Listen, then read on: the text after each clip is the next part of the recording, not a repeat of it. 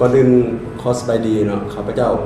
ดร.ภูวังค์ ทุนนเรศแพทย์เชี่ยวชาญพื้นผู้ชีพการแพทย์ฉุกเฉินมีประสบการณ์หลายกว่า30 ปีเคยประจำการอยู่โรงพยาบาลโมสดและโรงพยาบาลแม่เด็กเกิดใหม่ปัจจุบันนี้ข้าพเจ้าได้มาเป็นที่ปรึกษาในบริษัทลาวพันธมิตรยานำเข้าและส่งออกจำกัดผู้เดียวโดยมีเป้าหมายส่งเสริมสุขภาพให้แก่ประชาชนบรรดาเผ่าภายในประเทศพร้อมเดียวกันนั้นก็ยังจะได้นำส่งออกไปสู่ต่างประเทศอีกสำหรับประสบการณ์ของข้าพเจ้าเองก็คือนับแต่เรียนแพทย์จบมาเนาะข้าพเจ้าเองก็ได้เข้าสังกัดอยู่ในโรงพยาบาลมโหสถเป็นเวลา17 ปี17-18 ปีมีประสบการณ์เฮ็ดเวียกเกี่ยวกับฟื้นฟูชีพและก็ทั้งเฮ็ดเวียกในห้องผ่าตัดพร้อมเฮ็ดในการปิดหัวประชาชนเป็นส่วนใหญ่หลังการมาก็ได้ย้ายไปประจำการอยู่โรงพยาบาลแม่เด็กเป็นหัวหน้าหน่วยฟื้นฟูชีพของโรงพยาบาลแม่เด็กเกิดใหม่เนาะพร้อมเดียวกันนั้นก็ได้ประกอบส่วนเนาะเฮ็ดเวียกในทุกๆโครงเขตอย่างงานสาธารณสุขในทั่วประเทศบ่ว่าโรงพยาบาลแขวงโรงพยาบาลเมืองก็ได้ลงประสิทธิ์นำเสนอขอบใจหลายๆเนาะเกี่ยวกับเหตุผลที่ข้าพเจ้าก้าวเข้ามาอยู่ในโรงงานลาวพันธมิตร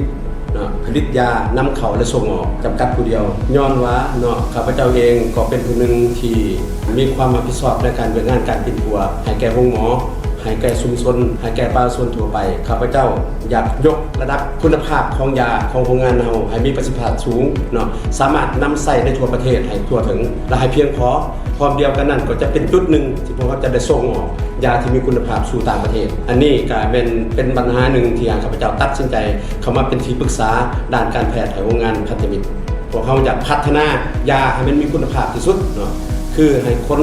ประชาชนลาวในทั่วประเทศได้นำใส่ยาที่มีคุณภาพนะและราคาถูกอีกเนาะเพราะเป็นนั้นมันเป็นผลิตภัณฑ์ภายในของพวกเราฉะนั้นแหละข้าพเจ้าเองก็ตัดสินใจเข้ามาร่วมมือกับทีมงานผู้ผลิตยาส่งออกและนำเข้าพระบทบาทของข้าพเจ้าในปัจจุบันก็เป็น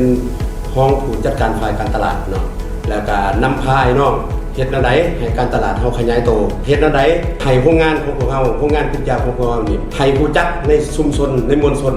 ทั้งภายในและต่างประเทศว่าเฮ็ดหยังใดแดเนาะอันนึงอันสองพวกเราก็นำพาทีมงานการตลาดเฮาลงสู่บรรดาจุดต่างๆของหันขายยาที่มีในขอบเขตทั่วประเทศบ่ว่าอยู่ในนครหลวงนี่กันบ่ว่าอยู่ต่างแขวงเนาะเพื่อส่งเสริมว่ายาเฮามันมีหยังแน่ที่เฮาผลิตได้และนำใส่ในปัจจุบันเนาะพร้อมเดียวกันนั้นพวกเราก็ได้รวมเข้าประมูลอยู่ในกระทรวงสาธารณสุขเป็นจำนวนหลายปัจจุบันนี้ยาพวกเราก็เป็นถือว่าถึงจำหน่ายหลายพอสมควรเกือบทั่วประเทศแล้วอีกอันสองมาข้าพเจ้าก็เป็นผู้ช่วยทางด้านผู้จัดการเพิ่นเนาะให้คำคิดคำเห็นว่าจะเฮ็ดหยังแน่จะพัฒนาแบบใดให้โรงงานเฮามันมีคุณภาพอีกทีนึงเนาะข้าพเจ้าก็อยากฝากนะช่องทางติดตามเกี่ยวกับโรงงานของข้าพเจ้าเองนี้เนาะของพวกเรานี้เนาะเป็นต้นเป็นทาง Facebook ทาง TikTok และ YouTube ได้เนาะและจะส่งกันตามที่หลังอีกที